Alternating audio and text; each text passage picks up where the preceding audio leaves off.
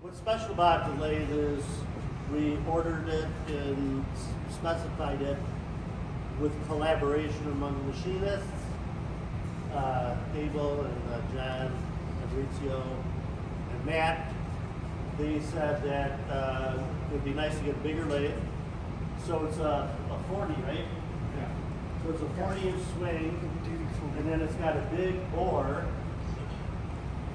in the spindle so that we could do big diameter blower shafts. Anyway, here's the lathe, and I'm going to ask Abel to push the button and start it.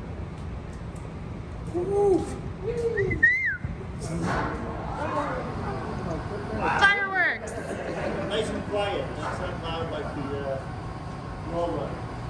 So take care of it, and we're going to have pizza upstairs. So today, instead of a bottle of champagne, we're going to have a pizza party. What beer?